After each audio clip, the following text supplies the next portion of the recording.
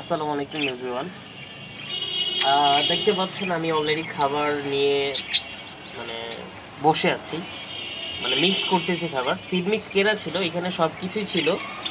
সবগুলা থাকার পরেও আমি হচ্ছে কিছু মানে কিছু জিনিস অ্যাড করছি, যেটা হচ্ছে দুইটা জিনিস অ্যাড করছি আমি এখানে। একটা হচ্ছে আপনার যেটাকে বলে ক্যানারি।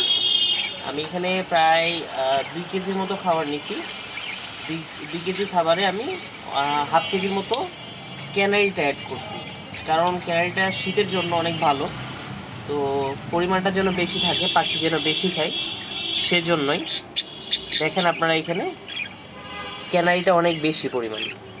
আর মিলেট মিক্সটাও আমি অলরেডি 2 কেজি আপনার সিড মিক্সে 1 কেজি হচ্ছে মিলেট মিক্স দিছি, যেটাতে সব কিছু মিক্স আপ আছে, সাদা কালা লাল।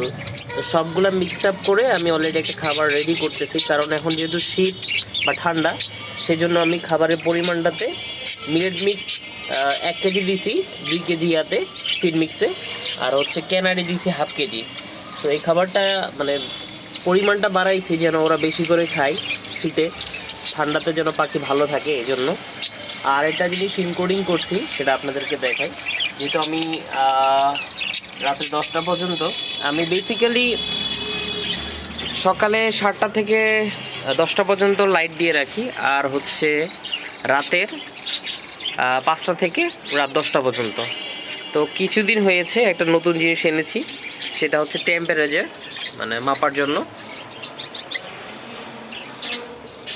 অলরেডি দেখতে পাচ্ছেন 30%, 30.3। তো আমি এটা নিচ্ছি এই জন্যই, আমার লাইট যখন দেওয়া থাকে তখন হচ্ছে টেম্পারেচার অনেক বেড়ে যায়, যার জন্যই আমি এটা নিছি, যেন হচ্ছে যখন বেড়ে যাবে তখন আমি কমাই দিতে পারি। সো এটা এভারেজ মানে রাখার চেষ্টা করি 28 to 30, 31 এরকম রাখার চেষ্টা করি। আর যখন পলিটা দিয়ে দিই তখন অনেক বেড়ে যায়, তো যার জন্য হচ্ছে এটা নেওয়া। সো দেখলে বুঝতে পারি যে কত টেম্পারেচার আছে। সো এটা ইম্পর্টেন্ট অনেক, কারণ লাইট অনেক বেশি হিট হয়ে গেলে বা গরম হয়ে গেলে, তাপমাত্রা বেড়ে গেলে পাখির অনেক সমস্যা হতে পারে। সো এই জন্য এটা নেওয়া। তো এই হচ্ছে মানে আপডেট।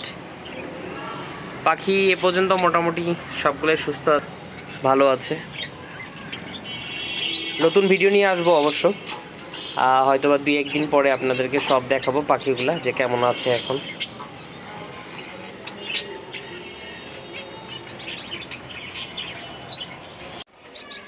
আরেকটা বিষয় ছিল, যেটা হচ্ছে আপনার কোকাটেল ডিম দিছিল, ডিম দেওয়ার পরে হচ্ছে 4টা ডিম ছিল, সেটা হয়তো আপনাদেরকে দেখাইছিলেন কিনা জানি না। সো কোকাটেলের বেবি দিছে, যেটা আমার কাছে মানে অত্যন্ত একটা ভালো লাগার বিষয়, কারণ অনেক দিন ধরেই পালতেছি, অলরেডি 4 মান্থ। সো 4 মান্থে হচ্ছে উপরেটা এখনও ডিম বাচ্চা করে নাই। ওরাও এখনও মানে হয়তো বা বাসা চুজ করতেছে এখনও, থাকে বাসার ভিতরেই থাকে। সো এখনও ওদের ডিম বাচ্চা নাই, বাট নিচেরগুলো অলরেডি ডিম বাচ্চা করছে ফার্স্ট টাইম। তো আপনাদেরকে দেখাই আমি এটা ট্যাপ লাগায় রাখতেছি এই জন্যই যে যেন বাতাস না ঢোকে। তো যখন আমি ট্রেটা বের করি, ট্রেটা বের করার সময় এটা খুলে দেই, আবার লক করে দেই।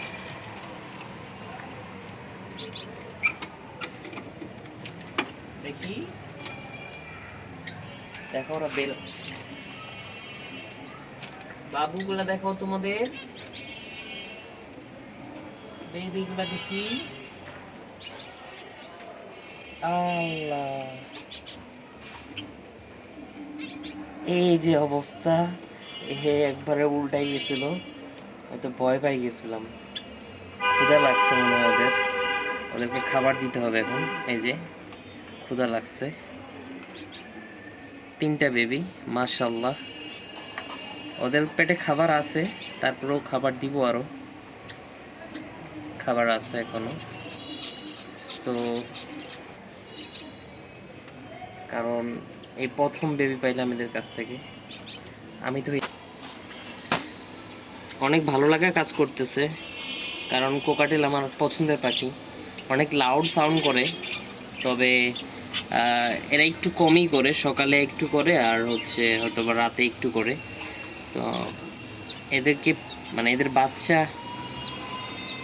পেয়ে আমি অনেক খুশি, কারণ অলরেডি আজকে দিয়ে হয়তো বা 3 দিন হয়ে গেল। তো বাচ্চাগুলো অলরেডি সুস্থ আছে এখন পর্যন্ত। এটা পরে বের হয়েছে। ওর বাবা মা এদিকে তাকাচ্ছে, দেখতেছে কি করতেছি। না, আমার খুব ভালো লাগতেছে যে এরা খাওয়াচ্ছে, অলরেডি খাওয়াইছে, পেটে দেখলেন যে ভরপুর খাওয়া দাওয়া আছে। তো আমি হয়তো বা দিনে একবার করে দেখি যে খাওয়াইছে কি না। হ্যান্ড ফিড করাচ্ছি না, কারণ যেহেতু বাবা মা দুজনে খাওয়াচ্ছে এই জন্য হ্যান্ড ফিড করাচ্ছি না, ওদেরকে রেখে দেই, ওর বাবা মা ভয় পাচ্ছে।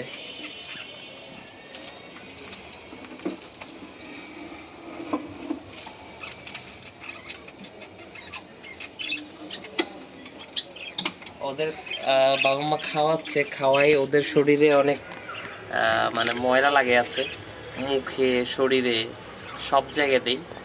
মানে খুবই কেয়ার নিচ্ছে। আমি অনেক হ্যাপি, কারণ বাবা মাই খাওয়াচ্ছে। অনেক দেখা যায় অনেক সময় যে বাবা মা খাওয়ায় না।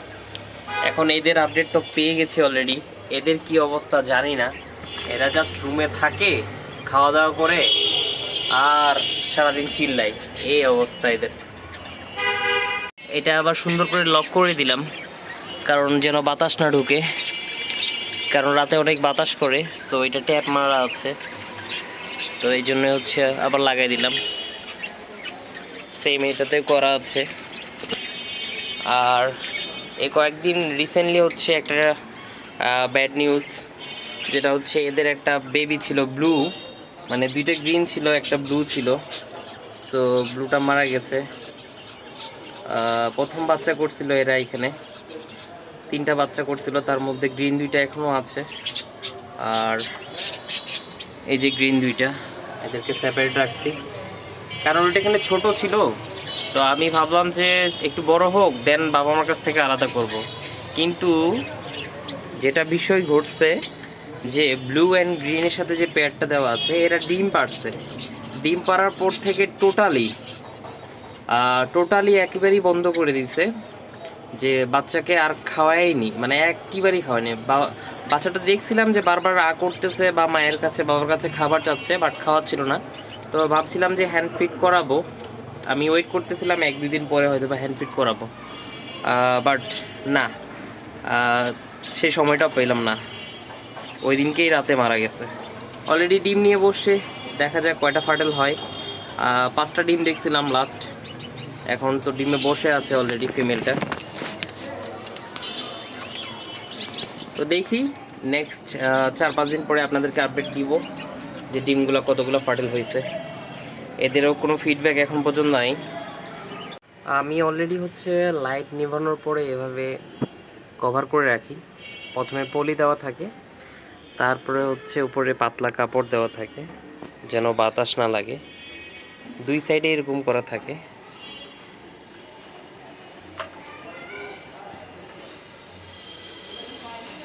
পুরোটা পলি করা আছে, পলির উপরে হচ্ছে কাপড় দেওয়া আছে, পাতলা কাপড়। সো এটা দেওয়ার কারণ হচ্ছে উপরে যদি বাতাস, উপরে যেটা দেওয়া আছে এটা হচ্ছে আপনার পাতলা কম্বল। সো এটার ভিতরে পলিটা, সো এটা উপরে থাকলে বাতাসটা প্রোটেক্ট করবে, ভিতরে পলিতে কোনো ঠান্ডা যাবে না, ভিতরটা গরম থাকবে।